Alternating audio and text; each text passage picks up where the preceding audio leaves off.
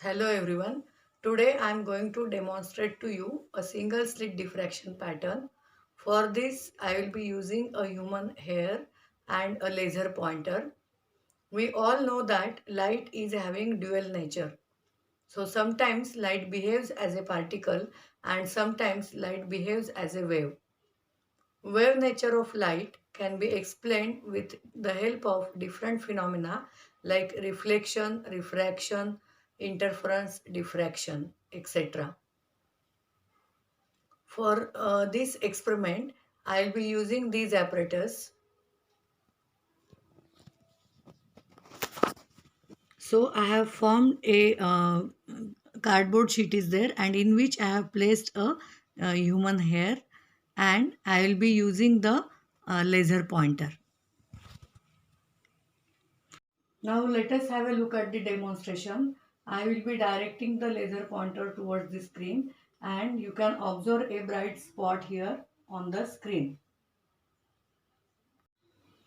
Now I am going to direct the laser pointer at the hair and let us observe the diffraction pattern. So it is clearly visible on the screen. You can observe there is a central bright spot and on both sides there are alternate maxima and minima which can be observed. Now let us look at the diagram for diffraction due to a single slit. As shown in the diagram, you can observe that this is AB is the single slit and there is a lens which is placed in front of it, convex lens, and the screen XY is placed at a distance of capital D. The width of the slit is equal to A and here two positions are shown. In the first position, the rays which are going through points A, C and B, they are going through the lens and a central bright band is obtained at point P0. Now what happens here is that the C point is exactly equidistant from point A and B.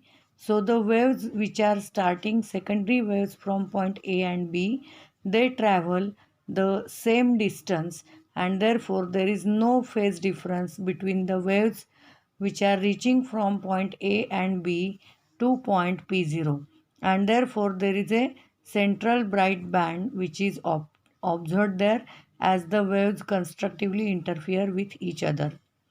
Now I will discuss another condition at point P. So this is the first maxima you can say which is obtained here. So here the rays are shown inclined to with angle theta to the uh, uh, horizontal line CP0. So these rays which are inclined at an angle theta and from point A we have drawn a perpendicular which is meeting at point E. So here there is angle theta, this angle that is equal to theta and therefore when the secondary waves which are starting from point A and B, they will always have some phase difference equal to BE. So BE is the phase difference between the waves which are starting from point A and B. Now these, if you will consider this triangle ABE, in this triangle sine of theta is equal to BE upon AB. So BE is equal to AB sine theta and AB, that is the slit width, that is equal to small a. So that is equal to A sine theta. Now here there are two possibilities, either the band which is obtained, that is dark if the waves are interfering destructively, and or it is a bright point if the waves are interfering constructively.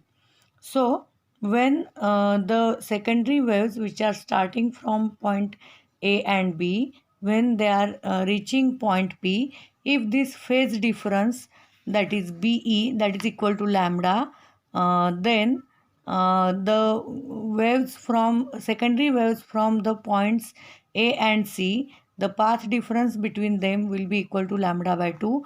Similarly, the corresponding lower in the lower half there will be corresponding point with the same path difference, that is equal to lambda by 2, and therefore destructive interference will take place and the point P will be of minimum intensity. So this will continue for the different part differences like lambda, 2 lambda, 3 lambda, like that. And if uh, however the path difference is odd integral multiple of lambda by 2, then in that case the condition will be a sine theta is equal to 2n plus 1 into lambda by 2, and in this case the secondary maxima will be obtained. So this is how alternately on both sides of the central bright band there will be first uh, bright band, then on this side also there will be first bright band, then second, third, like this the pattern will continue. So we have observed this in the demonstration, the pattern also. So this is how one can study the diffraction due to a single slit. Thanks for watching.